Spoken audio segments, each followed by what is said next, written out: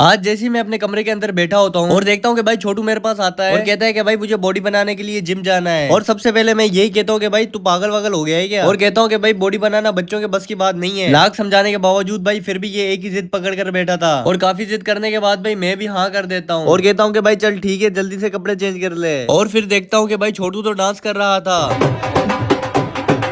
और वहीं उसके बाद मैं कहता हूँ भाई नाच ले तुझे जितना नाचना है, जिम जाकर तेरा सारा डांस वगैरह निकल जाएगा। और उसके बाद भाई सीधा उड़कर हम आ जाते हैं जिम में। सलाम करके जैसे ही बैठता हूँ तो भाई छोटू की भी एंट्री हो जाती है। और ये क्या भाइयों, यहाँ पर मैं देखकर बिल्कुल हैरान हो जाता हूँ। मुझे तो खाली हाथ मिलाकर भाई छोड़ दिया था और भाई छोटू के साथ तो बड़ी सेल्फियां ली जा रही है। क्या मतलब भाई सारे छोटू की फैन है क्या। खैर भाइयों थोड़ा सा वार्म अप वगैरह करने के बाद यहाँ छोटू भी भाई शुरू हो जाता है अपनी बॉडी बनाने में। उसके बाद भाई मैं इसको समझाता हूँ कि भाई ये वाली एक्सरसाइज ऐसे लगेगी। उतने में ही भाई मुझे हटाकर कहता है कि हट जा भाई, मुझे सब आता है, समझाने की कोई जरूरत नहीं है। और मैं कहता हूँ बेटा सबर कर जा, आगे चलकर तेरे को बताता हूँ। उसके बाद मैं सुकून से अपनी एक्सरसाइज कर रहा होता हूँ और ये बीच में आकर कहता है कि भाई आज तो बॉडी सिर्फ मैं ही बनाऊंगा। अबे भाई हाथ तो तेरा पहुंच रहा नहीं है, तू क्या बॉडी बनाएगा। तो खैर भाइयों मैं इसको लेकर आ जाता हूँ लेग वाली एक्सरसाइज पर, जहाँ पर भाई इसकी पूरी की पूरी हवा टाइट हो जाती है और कहता है कि भाई बस कर दे और मुझसे नहीं होगा। तो खैर भाइयों जब तक मैं अपनी भी एक्सरसाइज कर लेता हूँ और फिर देखता हूँ कि भाई छोटू भी यहाँ पर बिल्कुल खामोशी से बैठा होता है और कहता हूँ कि भाई अब बता क्या हो गया। पहले तो भाइयों ये बड़ा नाच रहा था लेकिन अब तो चल भी नहीं पा रहा था। मैंने तो उसको पहले ही कह दिया था कि भाई जिम बच्चों के बस की बात नहीं है।